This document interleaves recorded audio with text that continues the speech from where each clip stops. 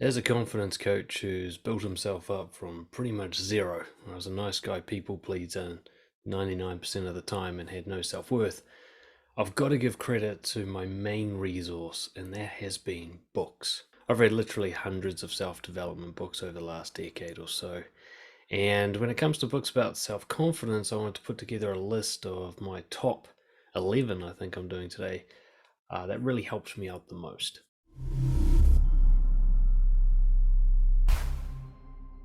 Now, these ones make the list for three reasons. Firstly, they're captivating and well written.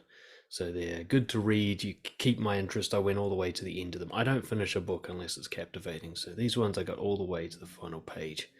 Secondly, they prompted me to take immediate practical actions. And one of the things I've learned about reading is if you're not putting down the book regularly to go and do a change in behavior, you might as well not even be reading the fucking thing. So these are books that actually prompted me to go and do stuff that changed my life. And thirdly, the principles that they teach or the ideas that they share align well with what I know of scientific findings and what sort of makes sense to my own core values as well. So none of these things were jarringly unscientific, nor were they compromising my integrity in any way. And I guess a final point is many of the other people I know who have read these books report having similar positive results from reading them, so it's validated that they weren't just good for me. So in today's video, I'm going to share these books with you in no particular order because it depends on who you are in your situation as to which of these will have the most impact. My first one is Radical Honesty by Brad Blanton. I've studied confidence for more than a decade, and I've come to the firm conclusion that the simplest and best way to become more confident is to simply be more honest.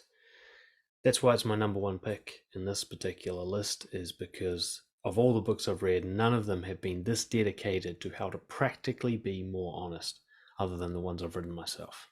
So Radical Honesty essentially gives you a basic framework for how to speak your mind and to be more honest. And it explains in quite convincing detail why this is so important and why even the smallest of white lies absolutely destroys your self-confidence over time. And there can be no exceptions. You cannot make an exception for dishonesty. It is never the best long-term strategy. What I like as well in the book is as it further develops, it goes from sort of a practical, clinical point of view to a more spiritual one near the end, where it talks about honesty as being a kind of alignment with reality, an alignment with the source code, you might say, with the truth, and how being in alignment gives you a sense that you're living a meaningful life. And I've found that that's worked out for me as well. Number two, we've got The Subtle Art of Not Giving a Fuck by Mark Manson. And I've read three of his books. All of them were fantastic, but this one remains my firm favorite. While he kind of overdoes the whole swearing for effect thing in his writing, the ideas in the book are really solid and they're firmly rooted in well-established philosophy and scientific principles. What this book really does is help you understand where your suffering comes from, the kind of kryptonite for your own self-worth, and how you're actually in control of this by choosing what you're going to put your energy and effort into, what you're going to give a fuck about. What he sort of demonstrates throughout the book is you caring about something or giving a fuck about something, putting something at a high importance level, is a choice you make. And that choice has a huge impact on whether or not you're going to enjoy your life. If you choose the right things to give a fuck about, and he gives plenty of practical guidance on how to decide what those things are for yourself, then you're choosing something you can control and something you can manage, and therefore you can control and manage the quality of your life. If, like most people, you just feel pulled to give a fuck about things from external kind of programming and conditioning, you're very unlikely to enjoy your life. And what I like about Manson is he's one of the few self-help authors who's able to practically define what it means to not give a fuck. People talk about this all the time, but very few people are able to say this is the thinking and the behavior that creates that not give a fuck sensation. And of course, what I most like about this book is that he talks about values. Now, core values is a huge part of my own work. I really believe it's the absolute center, the foundation of confidence is to have strong core values. Now, his definition of values differs a bit from mine. Like he might say something like family or career, whereas I'd say honesty or respect. But the idea is the same. You choose your own code of honor and you live by it, and that's how you create a meaningful life. That's how you find good things to give a fuck about. Number three, No More Mr. Nice Guy by Dr. Robert Glover. It's one of my favorite books on building self-confidence, specifically because of my own personal issues. Reading this book, as I've often described, was like every page kicked me in the nuts. It was such a stripping away of all my bullshit. I was so called out by this book. I didn't even know nice guy syndrome was a thing. And then when I finished reading it, I realized I was that thing. Like somebody had named a disorder after my personality. It was so accurate and it nailed me so hard. And about 95% of the book applied to me, especially stuff about sort of show offs and extroverts. And it felt like a release from prison to just finally know what my problem was, to see that it wasn't who I really was, that there were other options. And it was very relieving to know that I didn't have to stay this way for the rest of my life. What I really like about it is that Glover emphasizes how full of shit being nice is.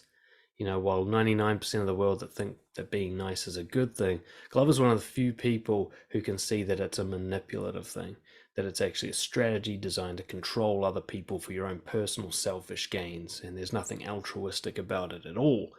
And I needed to hear that at the time. I always suspected there was something off about how nice and helpful and pleasant and funny I was. There was just something poisonous about it. And it wasn't so much that it hurt other people, even though in a way it did. It was about catching the idea that it hurt me and that I was lying to myself about why I did it. And that actually I can have a more positive impact on the world by being assertive and generous and sort of altruistic rather than being nice. Number 4, we've got Lying by Sam Harris. Sam Harris is a neuroscientist, an author, a public figure, I guess you'd call him now. I admire him greatly for all his faults. He's a great role model for what I'd consider to be a modern confident man. Like, this is what a confident dude looks like in real life. Now, when I talk about honesty, I'm talking about an alignment between what you think and feel and what you say. What Sam Harris goes more into in this book is that what you say aligns with the objective truth and with objective reality as much as we can possibly know it. So he's kind of more focused on truthfulness than honesty, if I had to sort of split hairs on those definitions.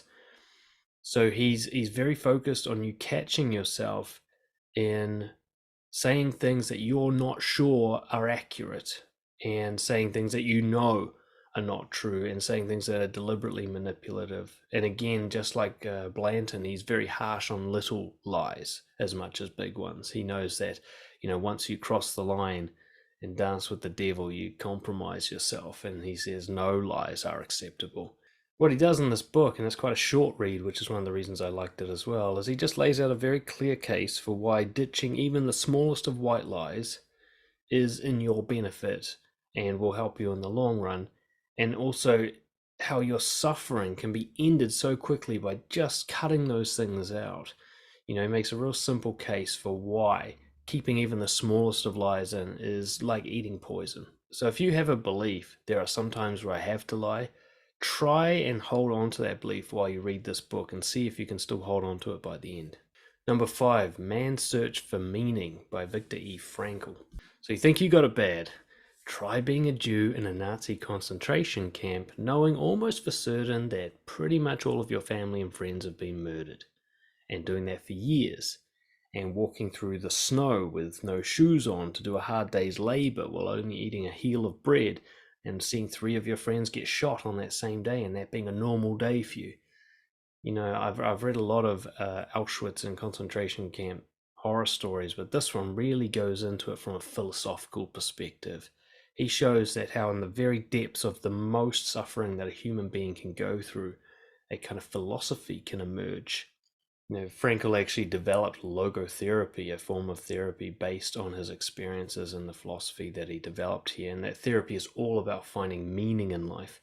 Essentially, what he shows in the book is that those who had a reason to live, those who had something to look forward to, they had a meaningful reason for their existence, they were more likely to survive the camps than people who didn't, even though it might seem arbitrary how people were chosen for the gas chamber and so on. It wasn't quite the case. People were chosen because they were weaker or because they looked like they wouldn't be of any value and so on. Those ones were chosen first, and the people who had meaning and they had a reason to live, they were chosen last. Not all the time, but a lot of the time. And this is what caused Frankl to have an insight that, finding a good reason to live is the most important thing you can do with your life. What I love about it also is just the wonder that a person can survive that, to get a sense of what innate strengths every human has inside us. You might think of yourself as weak and feeble, but to know that you could probably survive a concentration camp if you had to. So, what are you so afraid of? What are you behaving so timidly about when you've got that kind of monster inside you? In particular, this book challenges the idea that suffering comes from anything other than yourself, and it looks at why suffering is always linked to you focusing on something you can't control or something that isn't meaningful, and you can switch that focus by choice and end your suffering anytime you see fit. Number 6, Essentialism by Greg McKeown. This was a more recent game changer for me personally, and accelerated my progress in business and in life in general, when I was really struggling with becoming a new father and having my world turned upside down by that. Essentialism is the practice of focusing all your energy on one thing, prioritizing where the hierarchy is in vertical order. There are no parallels, so everything is ranked, and in particular, you only really care about what makes it to the top of the list. This is like taking the 80-20 Pareto principle to more like a 99-1, right? Of getting really clear about what matters, only doing that, and dismissing everything else. And as a person who's tried to do everything his entire life, this was what I needed to hear. You know, most people spread themselves thin, they do everything, but they do it in a mediocre level. Whereas essentialists go deep and hard on the one thing that matters, and they're willing for other things to go wrong.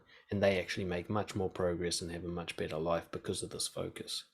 One of the main reasons this makes the list is because if you practically apply the principle throughout the book, you will see the most dramatic, measurable improvements in your life. You know, this one really gets your shit together. Number 7, Thinking Fast and Slow by Daniel Kahneman. Might not actually sound like a book about self-confidence, and it is in a more direct way. It's one of the most lacking subjects in school, which is critical thinking.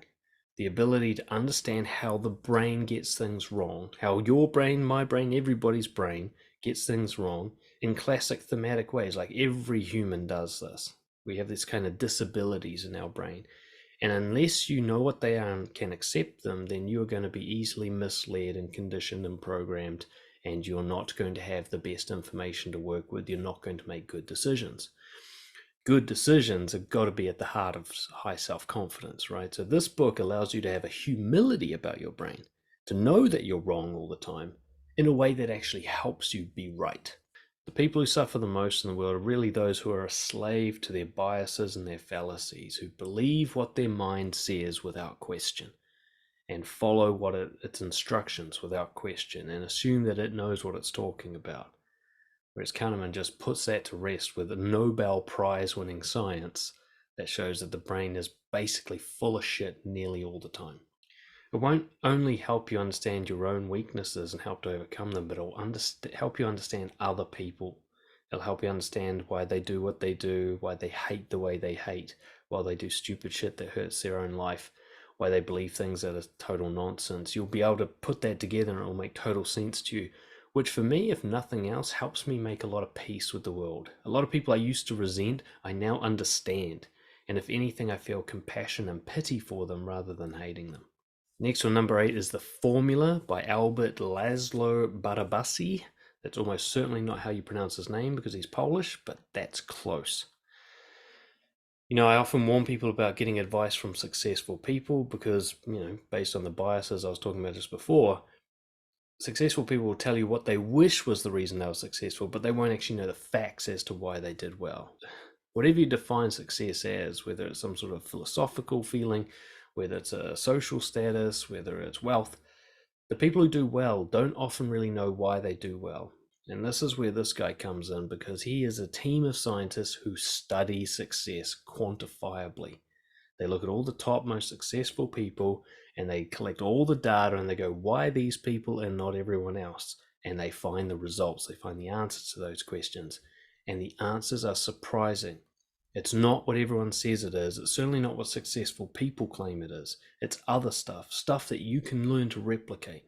Now, the book is pure science, so they study the mathematics of success. So it's all quantity. So In terms of a quality style of success, like being confident in some sort of inner sense, that's not so much covered in this book. However, the process of being successful at anything is covered, so it could be applied to other things.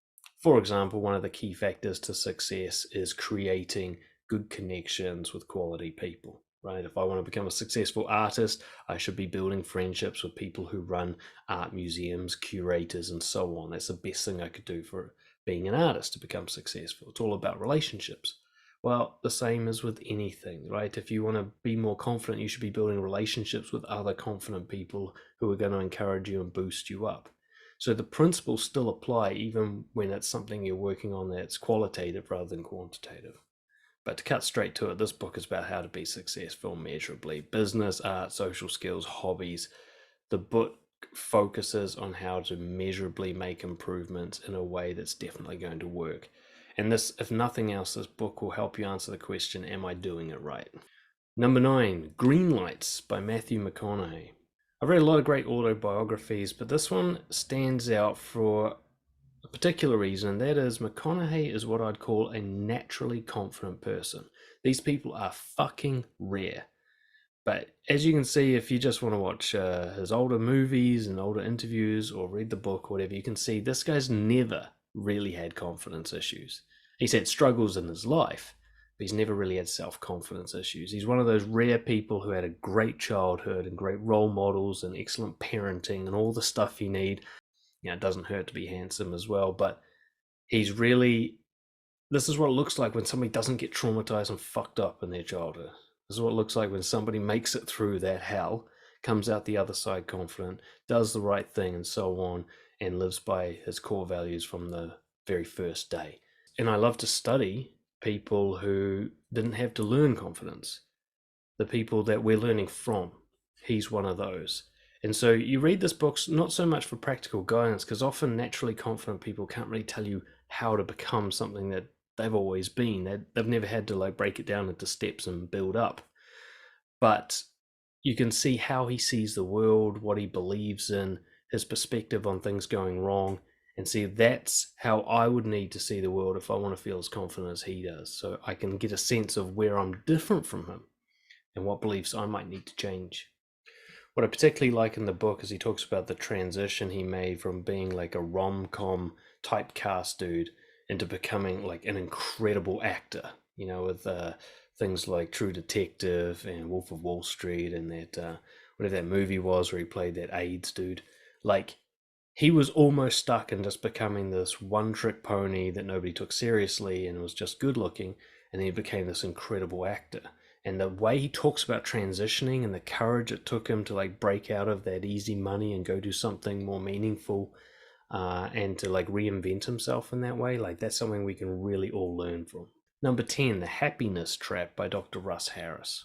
So acceptance and commitment therapy, or ACT as it's called, is probably the closest thing to a model of therapy I've found that focuses on self-confidence.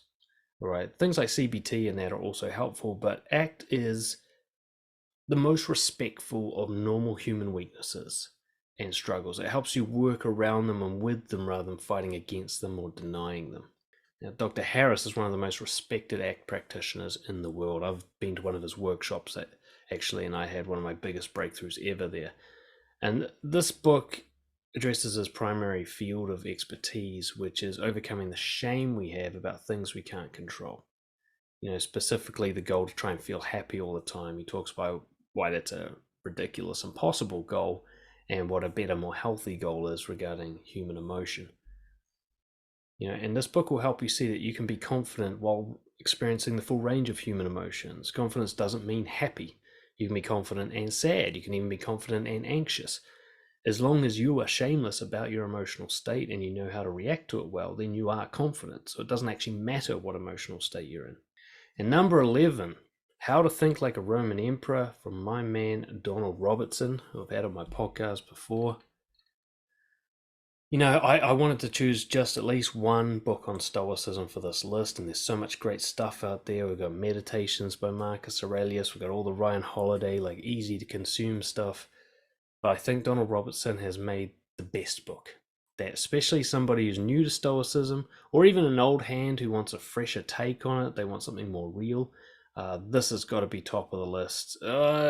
Lives of the Stoics is up there too, but I read that one after this list. But they're both fucking awesome.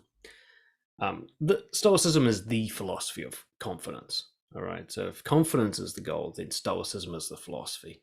Fucking hands down. There's none that come as close.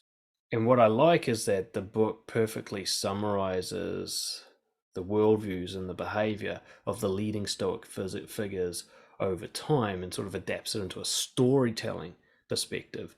So you can see what a confident guy living by a strong philosophy uh, does in his daily life and how he goes about making decisions and that kind of thing. And I really love that. It's like walking next to a mentor and watching him work and go, fuck, that was a pretty good idea. It gives you that perspective from the book. And most importantly, it focuses on pretty much the god I would choose, which is Marcus Aurelius. And, we're very grateful that he left his journal lying about because it's one of the few Stoic documents ever fully recovered. And it is just a gold mine of life advice. So what Robertson has done is taken that journal plus some other writings and created a story you can follow. So this thing could easily be a movie. I think he's actually going to turn it into a comic book or something. So you get to witness these Stoics living their lives just as you're reading about it. And a bonus number 12, of course, is my own book, The Naked Truth by Dan Munro. So I'll promote this because I actually do believe in my book.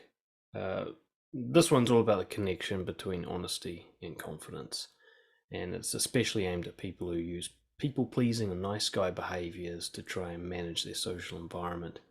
And I break down why honesty is a better choice, even though it creates more friction up front. Similar to radical honesty, but branching away from the kind of impulsiveness and thoughtlessness that comes with radical honesty, I promote powerful honesty. So, powerful honesty is thoughtful, considerate honesty, where you try to think of the most accurate, best way to put something. So, it's actually as truthful as you possibly can be, but also most likely to be respected, most likely to create connections, least likely to cause conflict, and so on. So, to be as honest as possible without compromising yourself or without sort of randomly blurting. Anyway, so that's my list. I hope that's helpful. Go out and choose one of them from the list that you think appeals to you, add it to your reading list. But if you think I'm a confident person, then you can go ahead and thank these books for that result, because these, more than anything else, are the reason that I've changed from the absolute pussy ass, people pleasing, wish everyone loved me, don't know who the fuck I am guy to whatever it is I am now, which I'm much happier with. Thank you so much for watching. Of course, get in touch if there's anything more I can help you with. Dan@brojo.org. I'll see you all next time.